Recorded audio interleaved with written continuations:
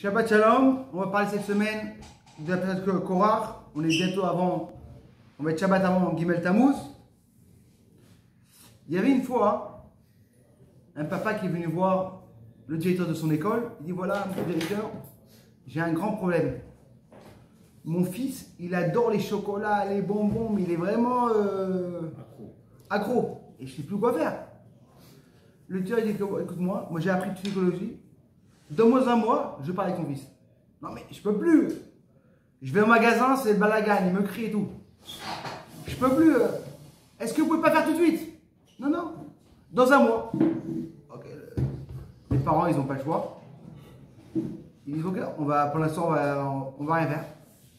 Un mois après, le directeur il vient, il prend l'enfant et il lui fait un programme en quelques jours, un miracle. Et les parents, ils appellent le directeur et ils me disent, je n'arrive pas à comprendre. En quelques jours, tu as fait une immense différence à mon fils. Pourquoi tu n'as pas fait ça il y a un mois? On a souffert pendant un mois. Le directeur, il dit, écoute-moi, je ne peux pas te dire ça au téléphone, viens à mon bureau. Il arrive à son bureau, il dit, écoute-moi. Quand vous avez parlé du problème de votre fils, moi aussi j'avais le même problème. J'étais accro au chocolat et aux bonbons et tout ça.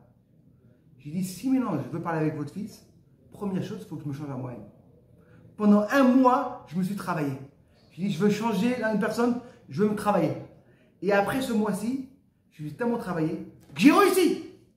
Et là, j'ai fait la même réussite, j'ai fait à ton fils. C'est-à-dire que quand on veut, en vérité, être mashpia sur quelqu'un, tu es obligé de toi-même de changer. Tu ne peux pas devenir. Voilà, en Israël, on va commencer à rentrer dans les campagnes. Malheureusement, ils vont parler un petit peu des élections. Et une des choses, et une des personnes qui était un des meilleurs campaigneurs du monde, c'est Korach. Il savait comment parler avec les gens. Et c'est quoi son mot qu'il a dit? Lama titnasua kalashem. Pourquoi vous allez sentir plus grand que tout le monde? Comment ça se fait que deux frères, ils ont pris tous les jobs? Entre Moshe et Aaron, tous les jobs ils ont. Et on voit qu'en vérité, qu'il a eu une très grande atzlacha. Et qu'est-ce qu'Arachel nous dit? C'est quoi sa force? Piqué Achaya. Il était super intelligent. Il avait une intelligence spéciale. Comment réussir d'emmener les gens avec lui? Seulement qu'il a tellement grand réussi qu'il a emmené les gens avec lui, il a réussi à emmener 250 rabbins avec lui. Matay v'chameshim neseeda karimoed. Et qu'est-ce qu'il dit en vérité? On est tous tombés dans un coup de deux personnes qui nous font les jeux. Et en vérité, et nous, notre force à nous, c'est de se relever. En vérité, c'est les rigolos. Keviarol. Et ils ont été mishtalet, ils ont réussi à prendre tous les meilleurs jobs.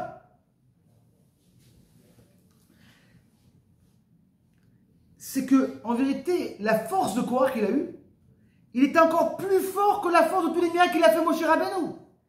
Il a fait partie d'Égypte. Il leur a donné la Torah. Après le vaudor, il les a sauvés. La manne. Tu vois des milliers de choses. Non. Une des choses qu'on voit qui est spéciale dans la vie, c'est que des miracles, ça ne change pas les personnes. Combien de personnes ont eu des miracles?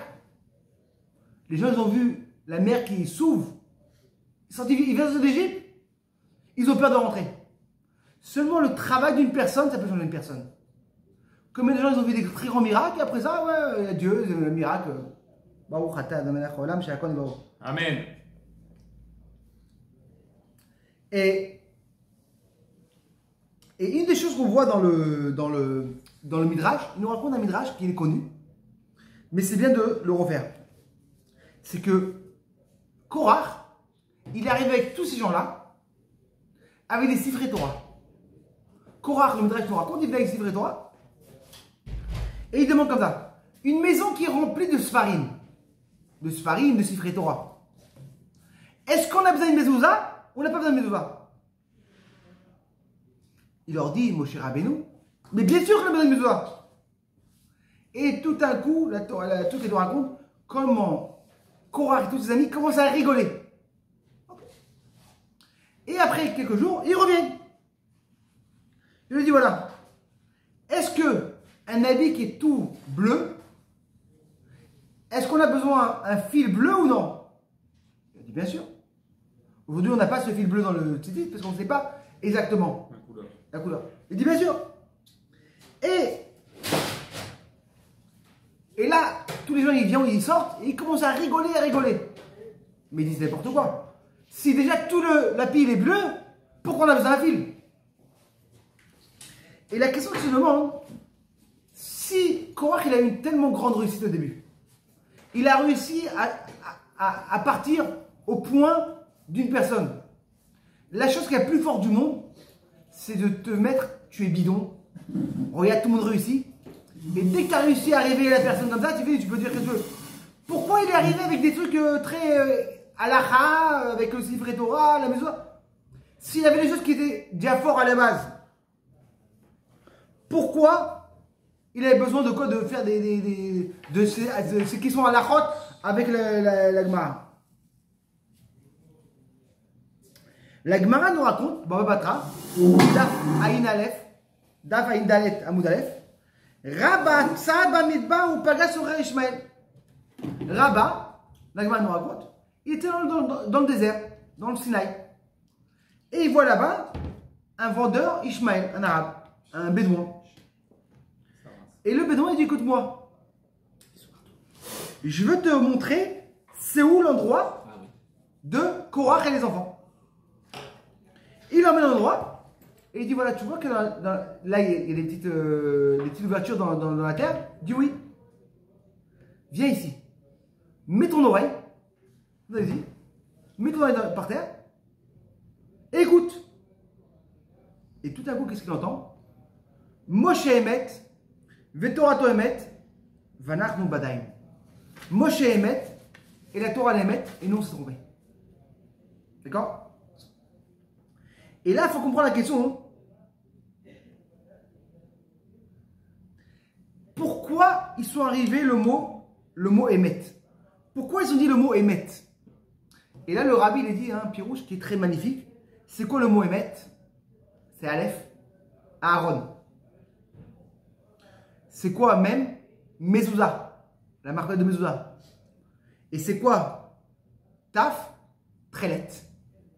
C'est qu'ils ont dit les trois choses qu'on a fait la marloquette, qu'on a dit première chose, qu'ils sont plus forts que nous.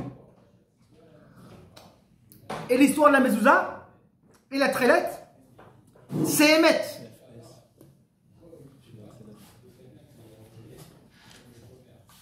Et c'est maintenant en vérité, il faut comprendre, c'est quoi la Tana qu'ils avaient sur la Mezouza? Pourquoi il a commencé à emmener l'histoire de la Mezouza? Le Midrash nous raconte un truc magnifique. C'est quoi l'histoire de la Mezouza? C'est quoi l'histoire de la Mezouza en vérité? C'est qu'il a dit comme ça. Si maintenant j'ai un Sefer Torah, c'est quoi un Sefer Torah? C'est un schéma de chaque personne. On est tous des Sefer Torah. On a tous reçu la Torah d'Hachem. Pourquoi j'ai besoin d'une Mezouza? Une Mezouza, c'est une chose qui est au-dessus. Pourquoi on a besoin d'un tzaddik qui se sent au-dessus de tout le monde? On est tous la même chose. Kulano Kedoshim, on est tous saints, on est tous des Sifrei Torah. Pourquoi on a besoin d'avoir une intermédiaire entre nous et Hachem? Pourquoi quand on a un problème, on doit avoir des tzadikim? Moi, je parle direct avec Hachem. Une mezouza, elle est tout le temps au-dessus de tout le monde. Et là, en vérité, il a dit comme ça. La première fois qu'on le Tanakh, une histoire de Tefila, c'est qui? Si vous vous rappelez de qui? C'est Avimelech avec Abraham. Quand Avimelech a pris la femme d'Abraham, il était très très malade. Il est parti voir Abraham. Et qu'est-ce qu'il a dit? S'il te plaît, prie pour moi à ton Dieu. C'est la première fois qu'on voit une personne qui demande à un tzaddik de prier pour lui. Et qu'est-ce qu'il a dit? Il a guéri. Quand Dieu l'a voulu sortir à Israël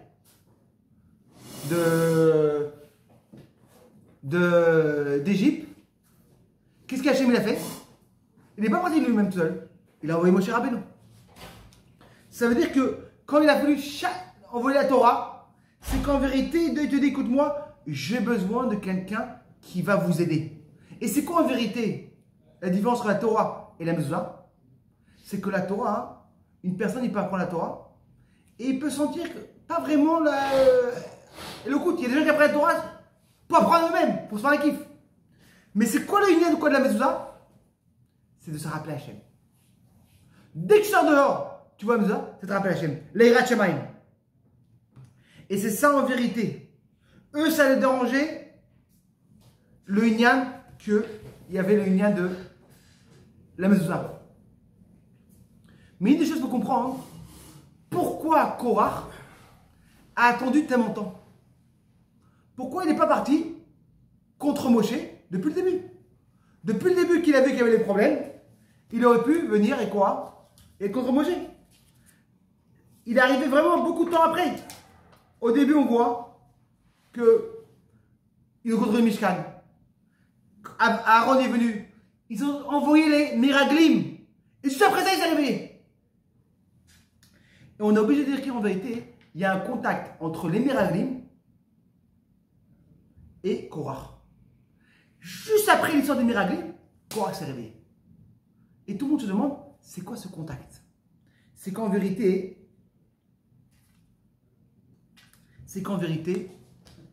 Korach, on le dit comme ça.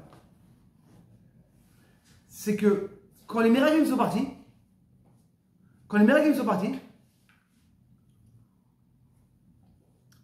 ils sont revenus. Qu'est-ce qu'il leur a dit, Moshe Rabbeinu? Amassé ou Aïka. Eux, une des raisons qu'ils voulaient rester dans le désert, c'est le meilleur moment spirituel. Tu es tranquille. Tu te lèves le matin, tu as le pain. Les habits grandissent. Il n'y a pas de bagarre en général parce qu'on a tous la même maison. Il n'y a pas de jalousie. Le matin, tu te lèves, que du spirituel. Eux, ils voulaient rester dans un monde spirituel. Qu'est-ce qu'il leur a dit, Moshe Rabbeinu? Si une personne, il va apprendre pendant 7 ans, être un médecin.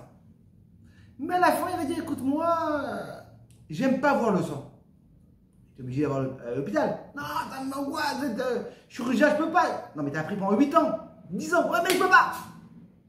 Excuse-moi, monsieur, vous ne pouvez pas recevoir votre Taouda. Vous n'avez pas de médecin. Ouais, mais j'ai appris pendant 10 ans. Je suis le meilleur, j'ai eu 100.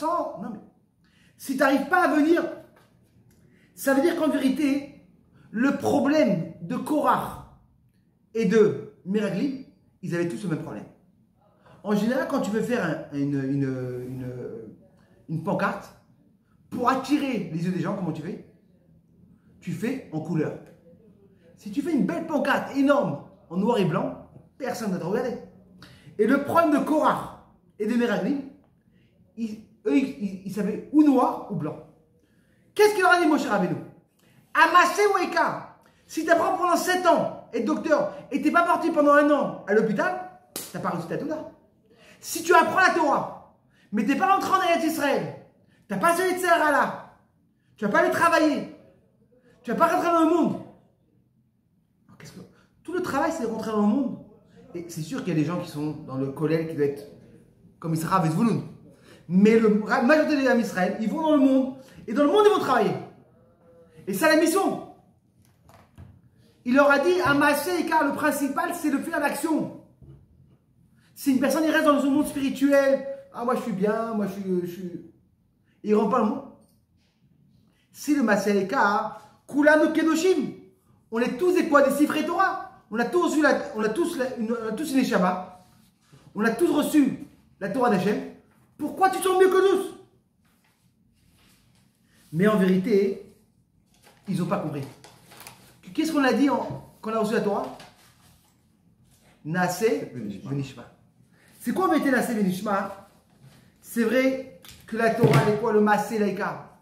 C'est vrai que quand tu vas voir un pauvre et tu vas l'aider, tu vas donner 50 shekels. Mais comment tu l'as donné? Quand tu vas acheter un cadeau, quand tu vas acheter un cadeau pour ta femme ou pour un ami,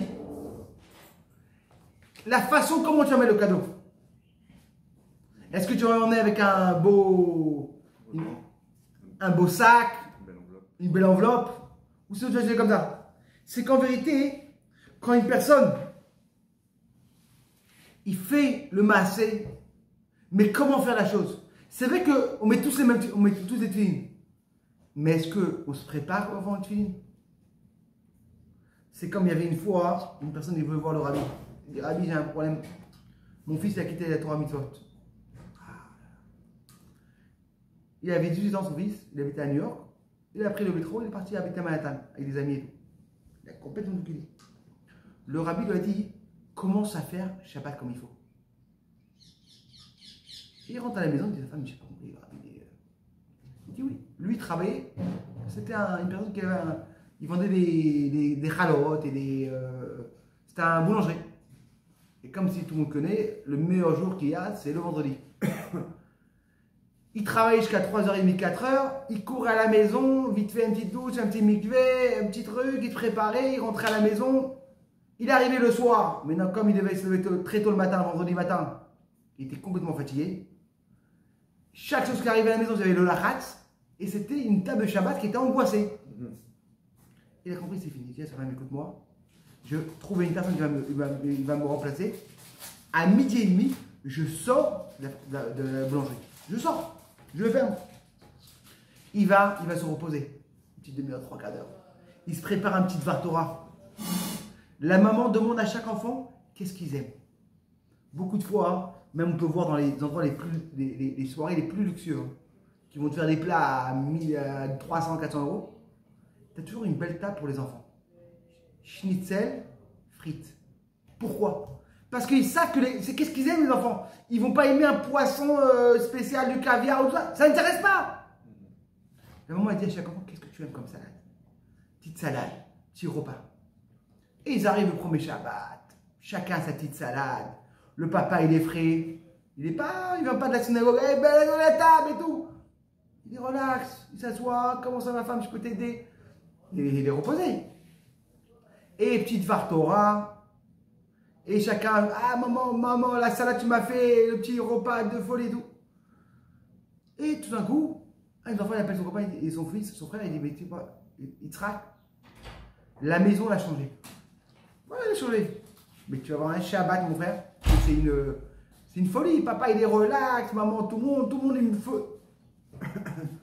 Et l'enfant, il dit quoi? Je vais aller voir, je venais obligé de voir. Quand mon Shabbat, il arrive avec en métro, il arrive et il voit. Il rentre comme ça vendredi soir. Pas possible. Une belle table et tout le monde bien relax. Et doucement, il a refait, tu vois. C'est qu'en vérité, Moshe Rabbeinu nous dit à Korach, la Torah doit être enthousiaste, avec un plaisir. Comme les gens, ils te disent, ah là là, moi la vérité, quand j'étais petit, j'avais avec mon père, mais j'étais angoissé, je venais à la synagogue, le rabbin il me criait. C'était vraiment, il fallait venir à l'heure. Et puis on sortait, il n'y avait pas de kidouchi, il n'y avait pas d'ambiance. Snasé Venishma. Là, on va rentrer, Bezrat Hashem, à Gimel Tammuz bientôt. Le Shabbat qui va venir. On peut se rappeler une très belle histoire. Il y avait une fois, comme une personne a voulu se marier avec une Goya, malheureusement. Les parents n'étaient pas religieux, mais dès qu'ils ont entendu ça, ils ont dit, ah, c'est fini, on va tout faire. Dès qu'ils entendent ça, tu vois, pourquoi on n'a pas envoyé l'école religieuse, pourquoi on n'a pas d'éducation? Ils sont partis pour appeler le rabbin. Et ils ont entendu le Rabbi Lubavitch. Le rabbin dit, quoi? Envoie-le-moi. Au dollar. Le fils, non, à la fin, tu sais quoi? Il dit, tout le monde passe sur le rabbi. Viens. Très bien. Ils sont venus. Il est venu comme ça. Rabbi Shalom Aleichem, comment ça va? Je suis jaloux de toi. Voyou, oui. Sache une chose, que quand une personne il a une très grande épreuve, Dieu lui donne une très grande échelle.